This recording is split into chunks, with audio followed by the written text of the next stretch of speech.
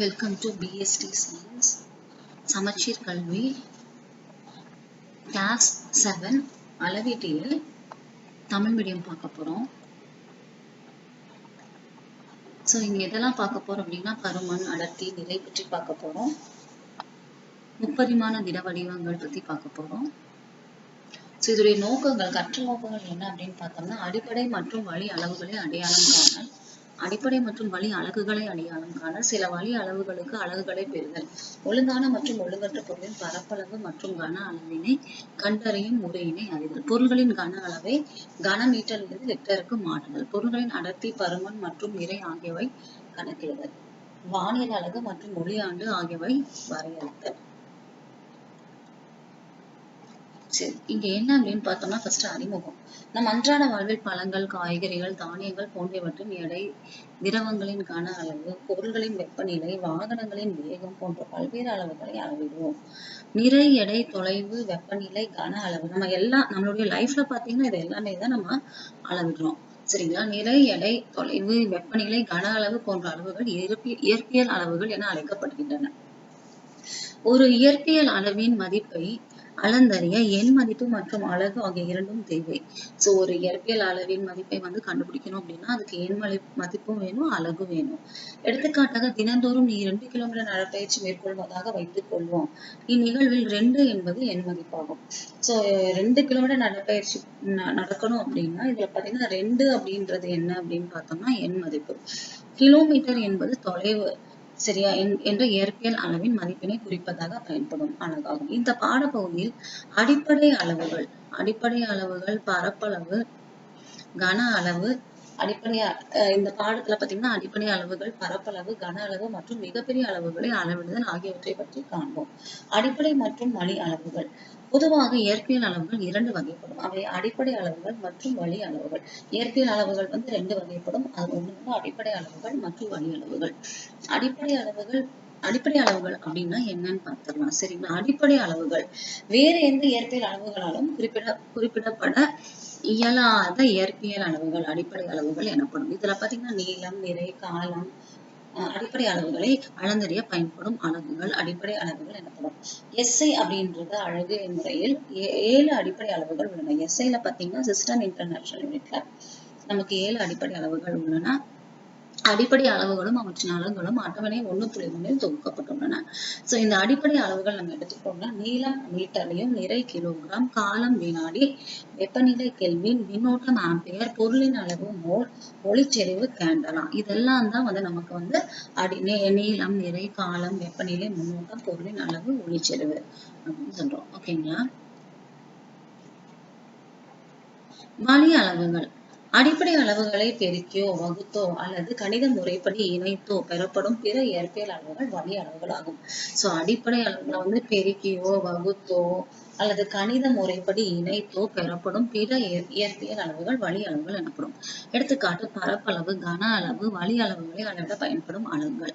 சரிங்களா? வழி அளவுகள் எனப்படும். வழி அளவுகளை பயன்படுத்தப்படும் அளவுகள் தான் வழி அளவுகள் அப்படின்னு சொல்லுவோம். ஒரு சில வழி அளவுகளும் அவற்றின் அளவுகளும் கீழே உள்ள அட்டவணையில் தரப்படுகின்றன. வழி அளவுகள். பரப்பு அப்படின்னா என்ன? நீளம், அகலம், மீட்டர் ஸ்கொயர். கன அளவு நீளம், அகலம், உயரம், மீட்டர் கியூப் எடுத்துக்கும். வேகம், தூரம், காலம், மீட்டர் பர் வினாடி. மின்னோட்டம், நேரம், கூலும். அடர்த்தி, நிறை, கன அளவு. பரப்பளவு பொருளொன்றின் மேற்புற பகுதியின் அளவு அதன் பரப்பளவு எனப்படும். பொருளொன்றின் மேற்புற பகுதியின் அளவுதான் பரப்பளவுன்னு சொல்லுவோம். வீட்டு மனை ஒன்றின் பரப்பளவை காண அந்த நீளம் மற்றும் அகலத்தை பெருக்க வேண்டும்.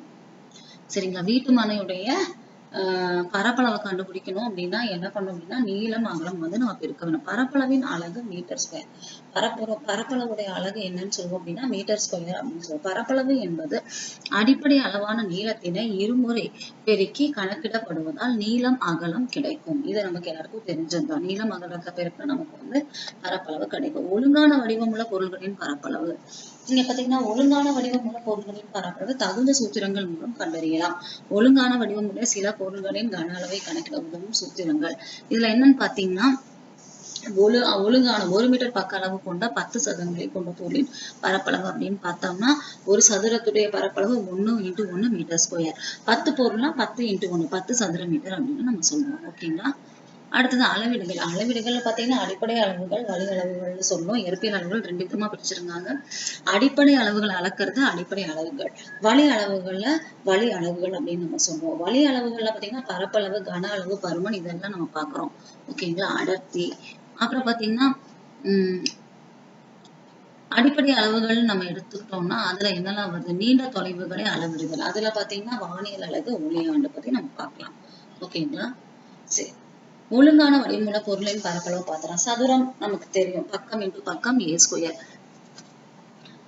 செவ்வகம் நீளம் இன்டு அகலம் LB. வட்டம் πr². முக்கோணம் ½ b × h. கணக்கு. கீழே தரப்பட்டுள்ள ஒழுங்கான வடிவமுள்ள பொருளின் பரப்பளவை π = 22/7. 12 சென்டிமீட்டர் நீளமும் 4 சென்டிமீட்டர் அகலமும் கொண்ட செவ்வகம். 12 சென்டிமீட்டர் நீளம், 4 சென்டிமீட்டர் அகலம். 7 சென்டிமீட்டர் ஆரம் கொண்ட வட்டம். சரிங்களா. இது எல்லாத்தையும் நம்ம வந்து பரப்பளவு கண்டுபிடிக்கணும். சரிங்களா. 6 சென்டிமீட்டர் அடிப்பக்கம், 8 சென்டிமீட்டர் உயரம் கொண்ட முக்கோணம். இதுக்கு ஆன்சர் நம்ம இங்கே கொடுத்துடலாம். நீளம், அகலம். செவ்வகத்தின் பரப்பு என்ன, நீளம் × அகலம். வட்டத்தின் பரப்பு என்ன, πr². முக்கோணத்தின் பரப்பு என்ன, ½ × அடிப்பக்கம் × உயரம். ஓகேங்களா. ஒழுங்கற்ற வடிவமுள்ள பொருட்களின் பரப்பளவு. நாம் நம் அன்றாட வாழ்வில் இலைகள், மயில் இறகுகள் போன்ற பல ஒழுங்கற்ற வடிவமுள்ள பொருட்களை காண்கிறோம். இத்தகைய ஒழுங்கற்ற வடிவமுள்ள பொருள்களின் பரப்பளவினை நாம் சூத்திரத்தின் மூலம் கணக்கிட இயலாது. இத்தகைய பொருள்களின் பரப்பளவை நாம் எவ்வாறு காணலாம்? இது போன்ற ஒழுங்கற்ற வடிவமுள்ள பொருள்களின் பரப்பளவினை ஒரு வரைபட தாளை பயன்படுத்தி காணலாம். நம்ம இதை எப்படி பண்ணலாம், ஒரு கிராஃப் ஷீட் வச்சு கண்டுபிடிக்கலாம். ஓகேங்களா. இங்க பாத்தீங்கன்னா ஒரு வரைபட தாளை பயன்படுத்தி எவ்வாறு கணக்கிடலாம் அப்படின்னு சொல்லியிருக்காங்க. ஒரு கிராஃப் ஷீட் எடுத்துக்கிறோம். அதை வந்து இலைய வந்து நம்ம அவுட்டர் லைன் போட்டுக்கிறோம். ஏதேனும் ஒரு மரத்திலிருந்து ஒரு இலை எடுத்துக்கொள்க. அந்த இலையை ஒரு வரைபட தாளின் மீது வைத்து அதன் எல்லையை ஒரு பென்சிலை கொண்டு வரைந்து கொள்க. இலையை நீக்கினால் அதன் எல்லை வரைபட தாளின் மீது காணலாம். இலை எடுத்ததுக்கு அப்புறம் நமக்கு இப்படிதான் இருக்கும். இதுல இருக்கிற ஃபுல் கம்ப்ளீட் ஸ்கொயர்ஸை முதல்ல நம்ம கணக்கெடுத்துக்கணும். இப்போது இலையின் எல்லை கோட்டிற்குள் அமைந்த முழு சதுரங்களை எண்ணவும். இதனை M என கொள்க. பிறகு பாதி அளவு பரப்பிற்கு மேல் உள்ள சதுரங்களை எண்ணவும். பாதி அளவு பரப்பிற்கு மேல் இருக்கிறது நம்ம எண்ணிக்கலாம். இது வந்து என்னன்னு சொல்லிக்கலாம். அடுத்தது பாதி அளவு பரப்புல சதுரங்களை இதை P அப்படின்னு சொல்லிக்கலாம். இறுதியாக பாதி அளவு பரப்பிற்கு கீழே உள்ள சதுரங்களை எண்ணவும். இதை வந்து Q அப்படின்னு சொல்லிக்கலாம். மொத்தமா வேணும் அப்படின்னா இலையின் பரப்பினை தோராயமாக பின்வரும் சூத்திரத்தின் மூலம் கண்டறியலாம். இலையின் தோராயமான பரப்பு அப்படின்னு பார்த்தோம்னா M + 3/4 M + ½ P + 1/4 Q சதுர சென்டிமீட்டர் அப்படின்னு நம்ம சொல்றோம். ஓகேவா. ஸ்கொயர் சென்டிமீட்டர் எல்லாமே சென்டிமீட்டர். அந்த ஸ்கொயர் சென்டிமீட்டர்ல இருக்கிறாங்க சென்டிமீட்டர் அப்படின்னு போடும். Centimetre square. இலையின் பரப்பு வந்து மொத்தமா வந்து சென்டிமீட்டர் ஸ்கொயர்ல நமக்கு வரும். இந்த முறையின் மூலம் எந்த ஒரு ஒழுங்கற்ற இது மாதிரி நம்ம எந்த ஒரு ஒழுங்கற்ற பரப்பினையும் கணக்கிடலாம். மேலே விளக்கப்பட்ட வரைபட முறை மூலம் ஒழுங்கான வடிவமுள்ள பொருட்களின் பரப்பளவினையும் காண முடியும். சதுரமற்ற செவ்வக வடிவமுள்ள பொருட்களின் பரப்பளவை இம்முறையில் துல்லியமாக காண முடியும். செயல்பாடு 2 இதுல என்ன சொல்லியிருக்காங்க அப்படின்னா ஒழுங்கான வடிவமுள்ள பொருட்களின் அளவுகளை ஒரு ஒழுங்கான வடிவம் உள்ளதை நம்ம வரைபடத்தால வரைஞ்சு அதோடைய பரப்பளவை வந்து நம்ம கண்டுபிடிக்கலாம். அவற்றின் பரப்பளவை தகுந்த சூத்திரத்தின் மூலம் கண்டறியும். இரு முறைகளிலும் கிடைத்த மதிப்புகளை அட்டவணைப்படுத்தி அவற்றை 2 முறையிலும் கிடைச்சிருக்கிற அந்த ஆன்சரை வந்து நம்ம கம்பேர் பண்ணணும்னு சொல்லியிருக்காங்க. ஃபர்ஸ்ட் வந்து நார்மலா நம்ம வந்து செவ்வகத்துக்கு லென்த் இன்டு பிரெத், சதுரத்துக்கு சைடு இன்டு சைடு, வட்டத்துக்கு πr², சரிங்க, ½ × BH முக்கோணத்துக்கு.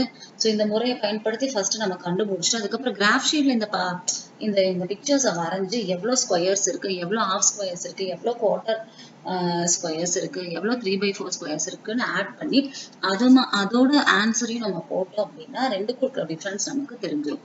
ஒரு சதுர மீட்டர் என்பது 1 மீட்டர் பக்க அளவு கொண்ட சதுரம் ஒன்றினுள் அடைப்படும் பரப்பும். ஒரு சதுர மீட்டர் அப்படின்னா 1 மீட்டர் பக்க அளவு கொண்ட சதுரம் ஒன்றினுள் அடைப்படும் பரப்பாகும். பரப்பளவு என்பது சதுர மீட்டரில் குறிக்கப்பட்டாலும் பரப்பளவு அப்படின்னா சதுர மீட்டரில் நம்ம குறிப்போம்.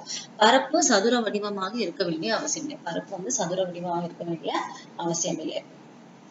கன அளவு அல்லது பருமன் அப்படின்னு பார்த்தோம்னா ஒரு முப்பரிமாண பொருள் ஆக்கிரமித்துக் கொள்ளும் இடம். ஆக்கிரமித்துக் கொள்ளும் இடமே அதன் கன அளவு அல்லது பருமன் எனப்படும். கன அளவு அப்படின்னு